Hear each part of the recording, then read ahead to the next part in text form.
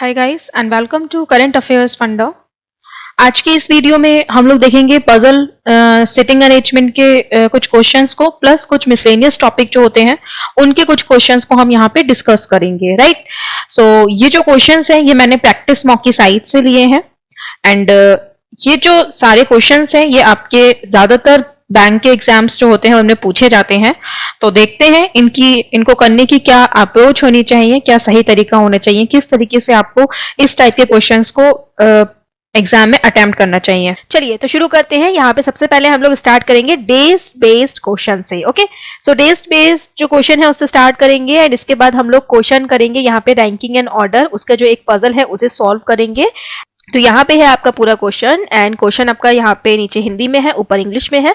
आप जो भी लैंग्वेज प्रीफर करते हैं उसमें इस क्वेश्चन को एक बार अटेम्प्ट कर लीजिए एंड इसका एक बार स्क्रीनशॉट ले लीजिए ताकि आगे आप सॉल्यूशन देखें तो आप लोगों को सही से विजिबल हो पाए।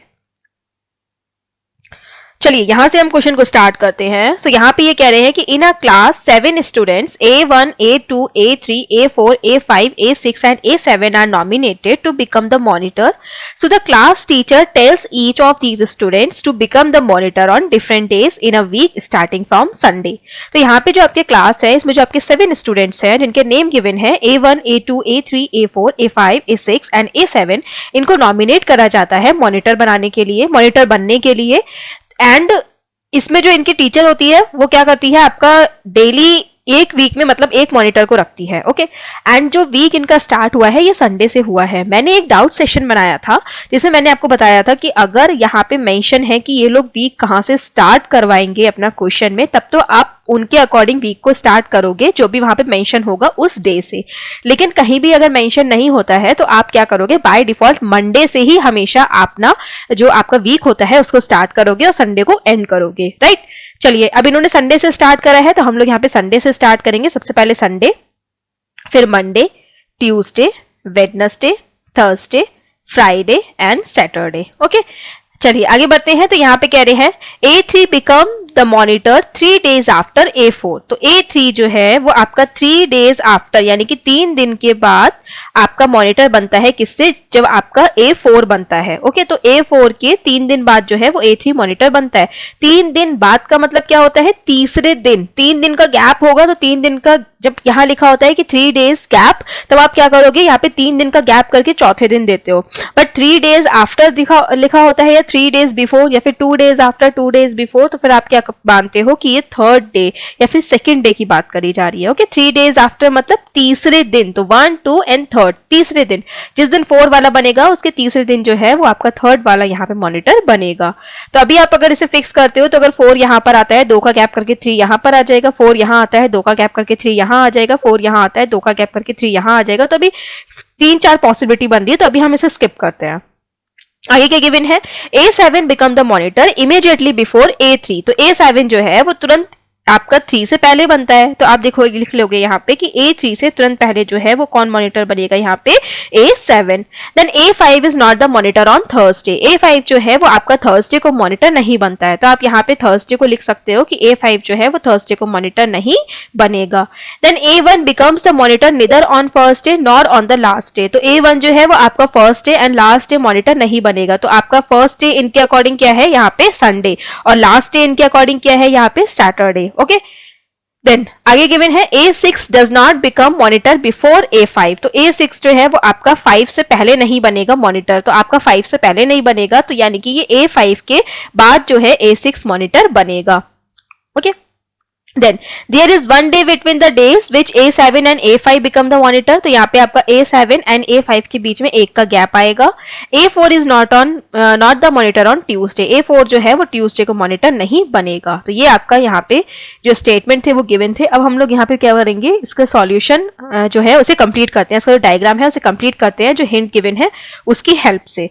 अगर आप A4 को पिक करते हो क्योंकि सबसे ज्यादा स्पेस इसी में है, तो A4 यहाँ आता है तो 1, 2, 3 यहाँ पे, A4 यहाँ आता है तो 1, 2, 3 यहाँ पे। जैसे कि अभी हमने देखा था कि इसमें आपकी जो 4 पॉसिबिलिटी है वो बन रही थी। तो अभी हम क्या करते हैं, इन पॉइंट्स को कनेक्ट करते हैं। कनेक्ट कैसे करोगे, जैसे कि आप देखो ये वाला जो पॉइंट है और जो ये वाला पॉइंट है, इन दोनों को मिलाओ। जैसे कि आपका देखो, मैं यहाँ पे A4 की जगह खाली 4 ले रही हूँ बिकॉज A सब में कॉमन है। ओके, तो यहाँ पे देखो 4 एंड 1 2 3 यहाँ पर आ जाएगा, राइट। जैसे कि जो आपका यहाँ पे गिवन है कि 4 ऊपर रहेगा और उसके 2 दिन के बाद क्या आएगा, 3 आएगा, तो ये ऐसे ही हम उतार लेंगे।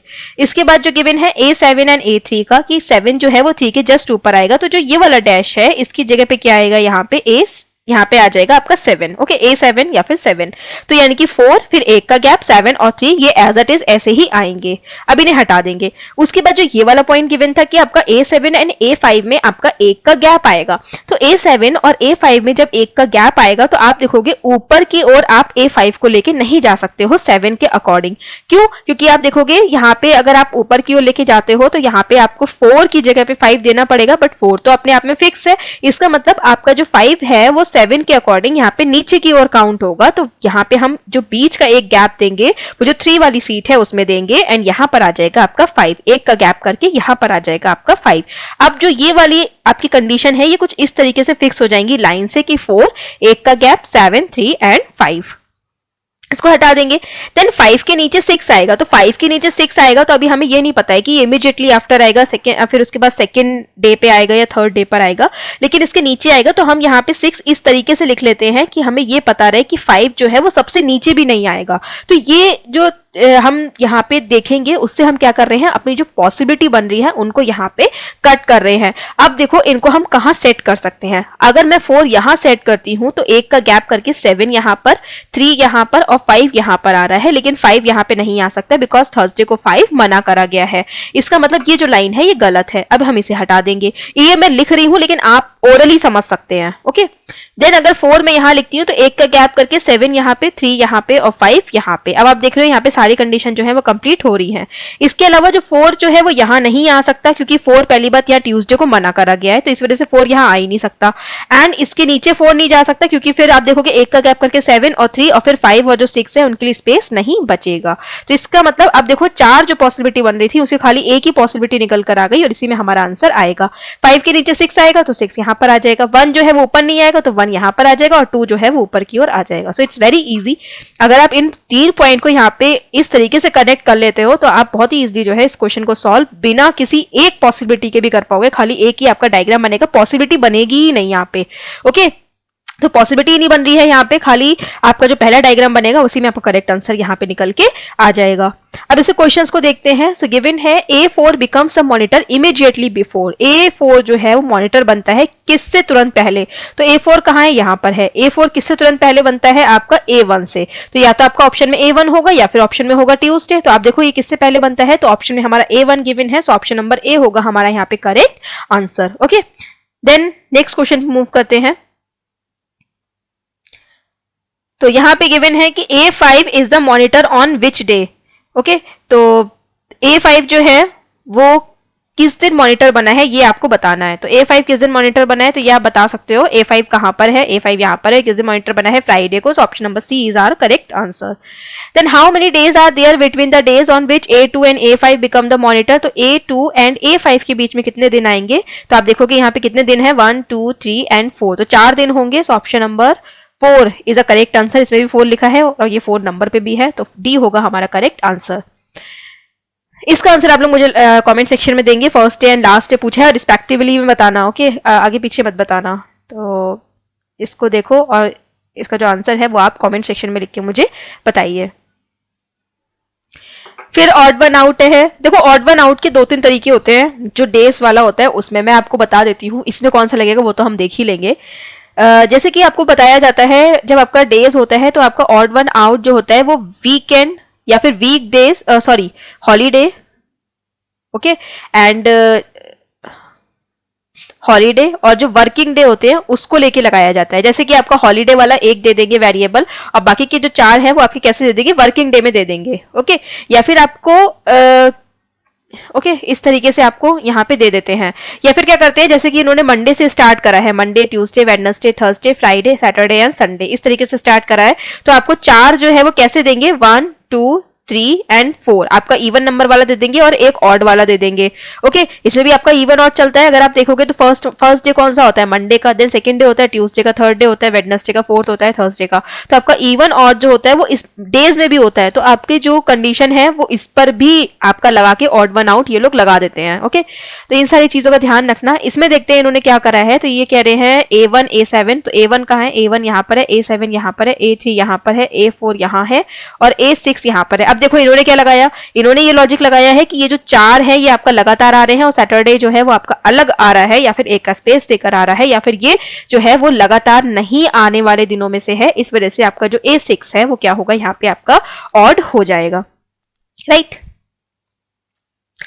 चलिए अब नेक्स्ट मूव करते हैं। तो ये है आपका क्वेश्चन रैंकिंग एंड ऑर्डर पे बेस्ड। काफी छोटा सा क्वेश्चन है तो आप इजीली इसे अटेम्प्ट कर सकते हैं। और ऐसा छोटा सा क्वेश्चन जो है वो आपका 1 या 2 मार्क्स में जो आपका क्लर्क एंड पीओ होता है उन दोनों में ही पूछा जाता है। रैंकिंग एंड ऑर्डर पे ज्यादातर अब पूछे जाने लगे हैं, ज्यादा मार्क्स के नहीं, लेकिन 1-2 मार्क्स के होते हैं और 1-2 मार्क्स ही काफी होता है। चलिए, तो यहाँ पे ये कह रहे हैं कि देयर आर 6 फ्रेंड्स, यहाँ पे आपके 6 फ्रेंड्स हैं एंड उनके नेम गिवन है A B C D E and K who study in the same class. तो A B C D जो है वो सेम क्लास में पढ़ रहे हैं। They obtain different marks in mathematics test, उनके जो है वो डिफरेंट मार्क्स आते हैं। तो फर्स्ट गिवन है E score the highest among these student while A score more than marks only 2 student. तो हमेशा मैंने कहा है जब भी रैंकिंग एंड ऑर्डर का क्वेश्चन हो तो आप उसे फ्लोर बेस्ड बना दो। जैसे कि यहाँ पे 6 स्टूडेंट है तो आप 6 यहाँ पे नंबर लिखो, 6 5 4 3 2 एंड 1। ओके, तो E स्कोर द हाईएस्ट, तो E को जो हाईएस्ट मिला है, मतलब E ने हाईएस्ट स्कोर करा है तो E सबसे टॉप पे रहेगा। या फिर देखो ये रैंक वाला क्वेश्चन है तो आप इसको उल्टा भी कर सकते हो। उल्टे का मतलब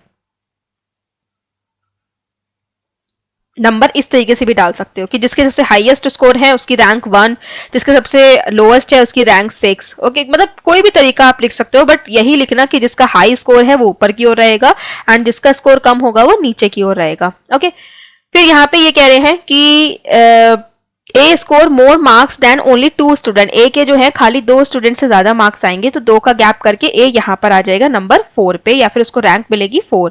then B score more than A but less than D, तो B जो है उसके स्कोर जो है वो A से तो ज्यादा होगा लेकिन D से कम होगा। तो B का स्कोर जब A से ज्यादा और D से कम होगा तो उसको आप इजिली लिख सकते हो B यहाँ पे और D यहाँ पे, क्योंकि इसके ऊपर खाली 2 ही स्पेस है, 2 का ही स्पेस है और A के ऊपर भी हमें यहाँ पे 2 लोगों को ही देना है, तो हम इजिली इसे यहाँ पे फिक्स कर सकते हैं।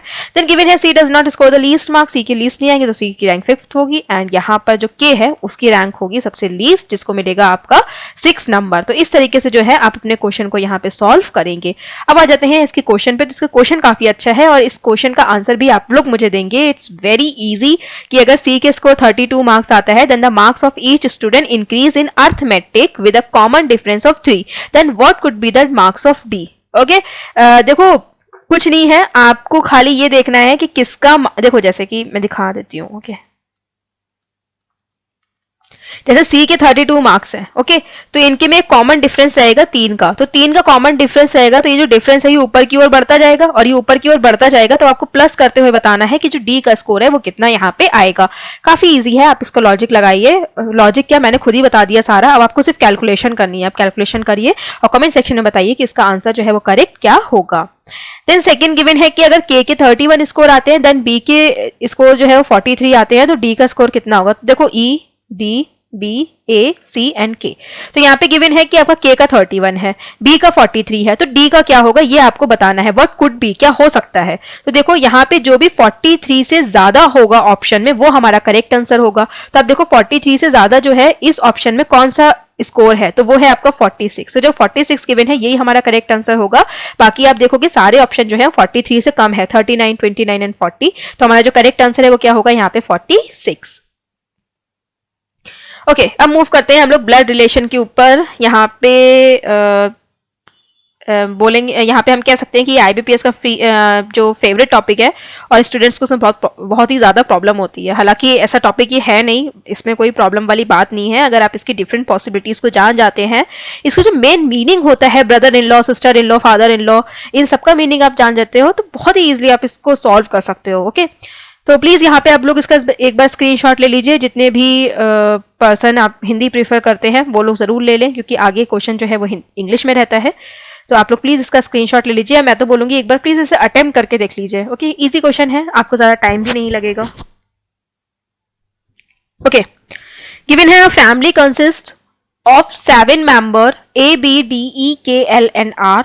There are 2 married couples in the family, जिसमें आपकी 3 जनरेशन होंगी। तो यहाँ पे आपके 3 जनरेशन होंगी और 2 मैरिड कपल होंगे, तो उनको हम यहाँ पे लिख देते हैं, और 3 जनरेशन होंगी तो 3 यहाँ पे लिख देते हैं। Then R is the daughter of E, तो आर जो है वो डॉटर है किसकी, ई की। तो आर डॉटर है, तो देखो फीमेल को मैं क्या करूंगी, यहाँ पे आपका सर्कल से दिखाऊंगी, एंड जो मेल है उनको स्क्वायर से यहाँ पे शो करूंगी। तो आर जो है वो क्या है, डॉटर है ई की। तो आर डॉटर है, तो आर के लिए हम यहाँ पे फीमेल का जो आपका साइन होता है सर्कल उसे दिखा देंगे। लेकिन ई के बारे में नहीं पता है कि ई मेल है या फीमेल है, तो अभी हम इसे छोड़ देंगे। आगे गिवन है E who is the only daughter of B. Okay, तो हमें ई के बारे में भी इंफॉर्मेशन मिल गई है कि ई जो है वो खाली ओनली डॉटर है किसकी, बी की। तो अब दिखा देंगे E is a daughter of B, right. Then K and D are the children of A, तो के और डी जो है वो चिल्ड्रन है ए के। तो ए के आपके यहाँ पे 2 चिल्ड्रन आएंगे जो कि है के एंड डी। इनके बारे में हमें पता नहीं है कि इसमें से कौन मेल एंड कौन फीमेल है, तो उसे अभी हम ऐसे ही छोड़ देंगे। Then B is married to A, तो who is not a female, तो यहाँ पे ये कह रहे हैं बी की जो शादी है वो ए से होगी। Okay, and who is not a female, यानी कि आपका जो ए है वो फीमेल नहीं है। तो आप देखोगे ए जब यहाँ पे फीमेल नहीं है तो ए यहाँ पे क्या होगा, आपका मेल होगा, एंड बी जो है वो क्या होगी, यहाँ पे फीमेल होगी, क्योंकि ये दोनों क्या है, एक मैरिड कपल है। Then there is no single parent in the family, तो यहाँ पे कोई भी सिंगल पेरेंट नहीं है, फैमिली में सिंगल पेरेंट नहीं है, यानी कि जो ई की डॉटर आर है, इसका मतलब यहाँ पे इसके भी कौन होगा, हस्बैंड होगा। ओके, देन आगे गिवन है the number of males in the family is more than the number of females in the family, तो जो मेल्स हैं वो ज्यादा होंगे किससे, फीमेल से यहाँ पे, क्योंकि 7 है, ठीक है। तो 7 है तो या इनका स्कोर क्या होगा, 4 और 3 होगा, या फिर आपका 5 और 2 होगा, इससे कम नहीं होगा, क्योंकि आप देखोगे ऑलरेडी हमने 3 फीमेल यहाँ पे बना चुके हैं, 3 फीमेल बना चुके हैं, यानी कि आपका जो रेशियो है वो कौन सा होगा, यहाँ पे 4:3 का। आपका 4 जो है वो मेल होंगे और फीमेल जो है वो कितनी होंगी, यहाँ पे 3 होंगी। अब हम बाकी जो ये है इसे फिक्स कर देते हैं। सो ए के 2 चाइल्ड दिखाए हैं, सॉरी 2 चिल्ड्रन दिखाए हैं, के और डी, तो यहाँ पे हम दिखा देते हैं के और डी। अब के और डी मेल होंगे या फीमेल होंगे कैसे पता चलेगा, देखो यहाँ पे एक लाइन दी हुई थी कि E who is a only daughter of B, तो ई जो है ये ओनली डॉटर है किसकी, बी की। तो ई जो है वो ओनली डॉटर है, इसका मतलब जो बाकी के इसके चिल्ड्रन होंगे वो क्या होंगे, यहाँ पे इसके सन होंगे, राइट। तो यानी कि जो ए के डी और के चिल्ड्रन है ये क्या होंगे, यहाँ पे इसके सन होंगे, और बाकी का जो एक पर्सन बचा है वो कौन होगा, यहाँ पे ई का हस्बैंड होगा, क्योंकि यहाँ पे सिंगल पेरेंट नहीं होंगे, और ई जो है वो आर की मदर है, इसका मतलब आर के यहाँ पे फादर भी होंगे, तो आर के फादर यहाँ पे कौन होंगे, एल। तो इस तरीके से आपका जो ये डायग्राम है वो यहाँ पे बन के आएगा। ओके, तो आप देखोगे कुछ भी नहीं था, काफी इजी था। इसके क्वेश्चन को देखते हैं। तो first question is here, how is L related to D, जो एल है वो डी से कैसे रिलेटेड है। तो दोनों का आंसर देखो सेम है, चाहे आप ये पूछ लो कि एल जो है वो डी से कैसे रिलेटेड है, या ये पूछ लो डी जो है वो एल से कैसे रिलेटेड है, क्योंकि दोनों ही एक दूसरे के क्या है, यहाँ पे ब्रदर इन लॉ है। अगर डी के बारे में पूछोगे तो ये एल का कौन लगता है, ब्रदर इन लॉ। अगर एल के बारे में पूछोगे तो ये डी का कौन लगता है, ये भी ब्रदर इन लॉ लगता है। तो ऑप्शन नंबर बी होगा यहाँ पे करेक्ट आंसर। हाँ, लेकिन यहाँ पे अगर आपका जैसे कि डी आपकी फीमेल होती तो यहाँ पे जो डी है वो एल की कौन होती, sister in law. Okay, then how is the mother of sister of D is related to R's father, तो mother of sister of D, तो यहाँ पे आप देखोगे जो सिस्टर है डी की ई की मदर बी, तो बी के बारे में पूछ रहे हैं, तो बी जो है वो कैसे रिलेटेड है, आर के फादर से। तो आर के फादर कौन, एल। तो किसका रिलेशन पूछा गया है कि बी जो है वो एल से कैसे रिलेटेड है, तो बी जो है वो एल की कौन लगती है, ये इसकी वाइफ की यहाँ पे मदर है, यानी कि इसकी कौन हो गई यहाँ पे मदर इन लॉ। तो यहाँ पे आपका जो करेक्ट आंसर है क्या होगा, option number a mother in law. तो यहाँ पर हमारा सेशन होता है खत्म। ऐसे ही सिमिलर टाइप के जो क्वेश्चंस हैं उनकी प्रैक्टिस के लिए आप लोग जो प्रैक्टिस मॉक की साइट है उसे जरूर विजिट करें। सो यहाँ पर ये जो प्लेलिस्ट है यहाँ पर आपको और जो वीडियोस हैं पजल एंड सिटिंग अरेंजमेंट से रिलेटेड वो यहाँ पर आपको मिल जाएंगी। सो आप लोग यहाँ प्लेलिस्ट में जाकर जो अदर वीडियोस हैं उनको भी वॉच कर सकते हैं। साथ में चैनल को सब्सक्राइब कर लीजिए ताकि आपको रेगुलर नोटिफिकेशन मिले, एंड बेल आइकन को प्रेस कर लीजिए ताकि आपको कोई भी जो आपका अपडेट है वो मिस ना हो। Thanks for watching this video, have a nice day.